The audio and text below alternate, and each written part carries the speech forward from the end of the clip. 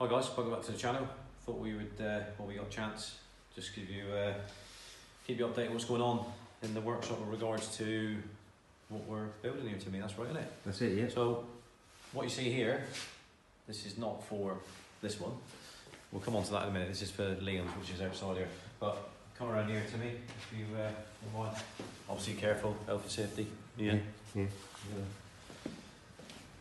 So that's all out of Liam's as well, so that doesn't apply to this. So this is the one that we talked about previously, which is Gordon's, customer from North Devon, new customer. So as we said before, they all come in at different levels of upgrades.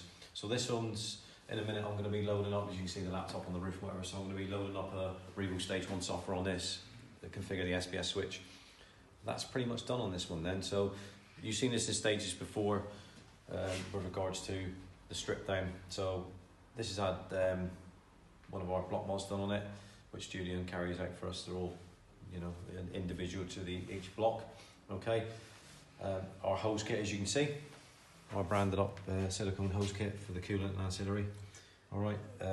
Got rid of the original airbox and ECU holder. Put the Ram Air one on it, which is quite popular, and the Group A filter side of things. That's all done. As you can see, we've been the plastic joiners on the pre-facelift ones. Okay, a bit different on the facelift ones because it's different where it goes into the matrix. All right, so it's just a bit more robust. You ain't got to worry about they deteriorate the plastic ones and then go brittle, and then you know you can have one of them failing. All right, still retaining the original coolant bottle out of tank. All right, not having the breather plate or oil catch can on this one. Gone for the which is an absolute must really, for the RS vac style upgrade. The standard one is, you know, it's pretty naff. You know, it always falls out of the air. There's too much going on with it in it. So simplify that a bit. He supplied his own AirTech intercooler, which we fitted for him.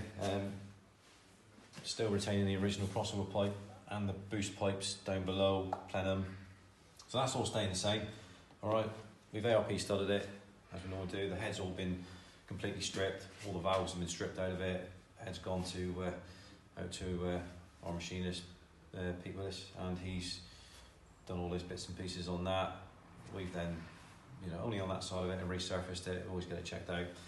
We then do all the rest of it, relap all the valves back in, and do our bits and pieces to finish it off. We've done a Symposia delete on it, so we machine these ourselves out of a bit of billet, you know, with our own lathe upstairs, so we create that. So it's quite good when you can do things like that in-house, because you don't have to, not dependent on buying it from a source. Isn't that right, Timmy? That's it, yeah. So either yourself or Al cracks on, does that. Yeah, didn't do anything on the clutch side of it, so that wasn't necessary. He's already got the exhaust on it, the Miltech non-res catback, standard catalytic converter on this, the 10-12 we're running this Revo Stage 1 on it.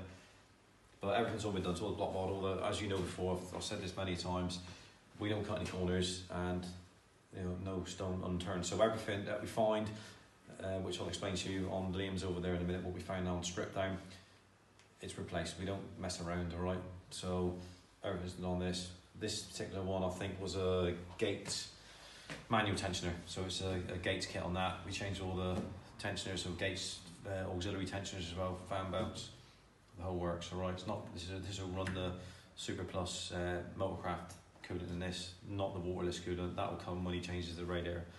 All right, so this is pretty much ready to go. Will be today anyway. All right, so that's that one. So we'll just have a quick little chat about where we're at with Liam's for a minute, to keep you guys and girls updated. All right, and then we'll share more as we go. So Al's done the strip down on this. Now, as you can see, you don't know until you take it apart. So any sort of like, Liam is not sure, unless he's owned a car from new, which is highly unlikely for, you know, I don't think I've ever had one in here which has got the original owner, not an SD225 or a Mark II Focus RS, to be honest. Mark III's, yes, because it's a newer car. So until you strip down, you don't know what the history of the way it's been looked after in service. Now you can quite clearly see, look, on the cams. Yeah. All right. Especially the M ones, like. You can quite clearly see that that's quite tarnished and stained with oil. Now, really, you have to say, if that's just like a lack of maintenance side of it from previous owner, whoever's had it, and you know, has the correct oil been used, and you can go on and on and on, can't you? So anyway, so that's not a problem, because what we'll do is that'll all be completely cleaned and they'll be back to like new. We've got to go through it and check it all, you know, mic it up, see what it was like on the wear on the cam lobes, but initial looks pretty good. But all valves look good. We can check to see what the burn rate's like, and they all look pretty good. Inlets, exhaust, no problem at all. So, you know, all your tap, it's all good. We always change the oil pressure switch. We don't mess around. Anything like that, we just change. You know, why wouldn't you? And other things that you find as you go, I don't know what I was done with it, but thermostat housing. So thermostat housing on this one, you can see a little weep from, I don't know what I was done with it, but you can see there's a little weep from the actual join. Now, you can't get that separately. Even if you could get the seal separately, I wouldn't change that anyway. Just put a whole new housing on it from Ford, and it comes complete, new thermostat, everything's all back to new again then, isn't it? Not worth taking any chances with that. The other thing we found as well was, if I can turn it over on the stud side of it, Jimmy. Oh, there you go, look. Right, so this, I can know for a fact that this particular SD225, now whether the present owner, i.e. Liam, had it done, or whether it was done by a previous owner, don't know. But it's had a new turbo put on it. I don't know, could be a new one, could be exchanged. All right, so they would have had to, obviously, of course they got it's a manifold turbo, so they disconnected it from the head. All right, as you can see, end stud broken up. Now, that's been broken for a while. This is the sort of things you find when you do a strip down. All right, now I don't know what's happened there. Can't really comment whether it was like it before. It doesn't really matter. Even if it was like it before, and they've put a new turbo on it and thought it doesn't matter, leave that. It's got all the rest of them holding it on. That's not really good practice, all right? So whether that's what's happened, or whether it's been broken when they're doing install, regardless of how it's happened, that needs to be addressed and dealt with. So that would be like us ignoring that and building it back up and forgetting about it. Not good. So when that goes out to Pete, that'll be drilled out and it'll be retapped back to as it should have been in the first place, because we renew all the studs are all renewed, all the nuts are renewed, everything's all renewed. All right, we would not let that, we wouldn't do that. That vehicle would not go out of here with a broken stud.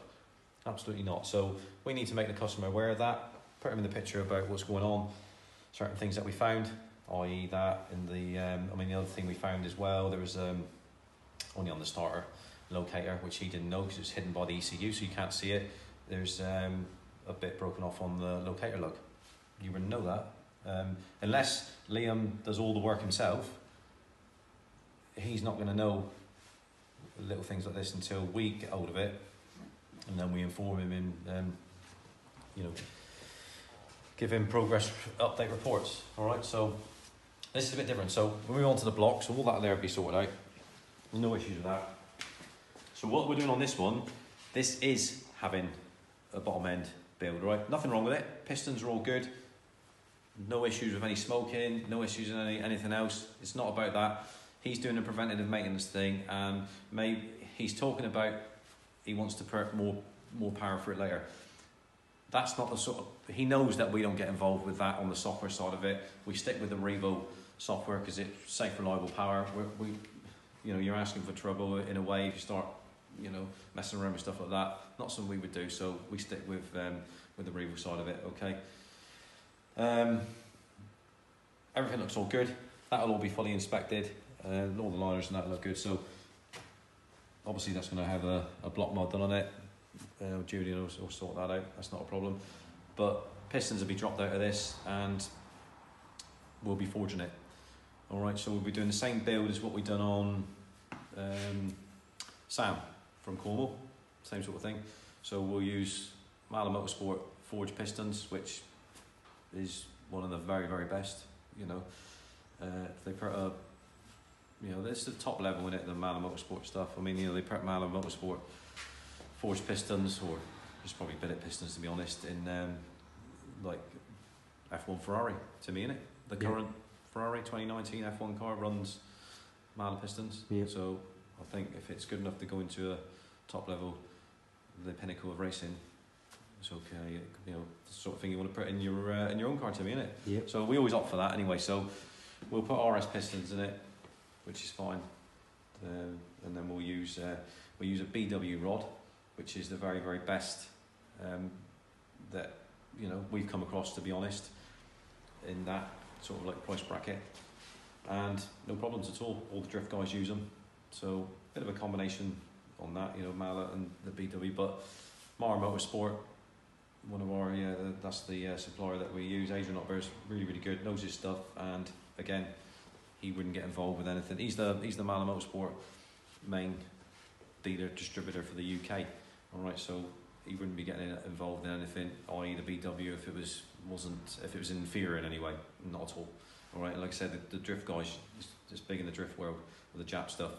You know, over 1,000 horsepower, you know, cars that are being caned. You know, so that's the route we're going to go with that. Obviously, it'll be ALP studded. We always use a genuine Volvo stroke. Well, it's a Volvo gasket in it at the end of the day. On these, we don't mess around with anything else. No need to. All right, we'll use Mala Motorsport bearings on the big ends. ARP, they come with the ARP stud bolts anyway on the rod box on the BW, so no problems there. And as we go, and if we find, it'll be addressed and sorted. So the whole block, once we strip all that down, all the oil ways and whatever, like as we found on previous customers that we talked about, it was chocker in there. You know, the breathers were sort of like blocked, and the oil ways were sort of like blocked, congealed oil and hardened oil. So that'll all be thoroughly cleaned. So yeah, just do whatever we can as we go. I mean, obviously the build-up's going to be the same with regards to the. I think this one's an automatic tensioner to me, isn't it? I was just about to mention this. Yeah, one. so this runs an automatic tensioner, which is what they run on the RSs, to be honest. So auto tensioner, which would be a Dayco kit on this. Water pump would be the same, and you know, the auxiliary side of it. So no problem at all. I mean, Al pretty much can do these. We all put a blindfold on him, yeah. Put a blindfold on him next time, see if he can do it like that. But yeah, I mean, you know, hats off to Al. He's really, really clued up on these now. So it's like you say, you can do them in his sleep, to be honest. All right, so that's about it. As an update goes, as we said on a previous one when Timmy Tastic 1 done a video on our Mark III RS, we got fails here as well, but for quite an exciting build. But we'll talk to you about that later and as we go. So I think that's about it for a minute, guys. So we'll end it there. So usual thing. Like, subscribe, hit the bell notification button, comments down below, and unless you've got anything else to add to me, we'll... No, you've pretty much covered it all. We'll sign off, yeah? That's it, yeah. Cheers, guys.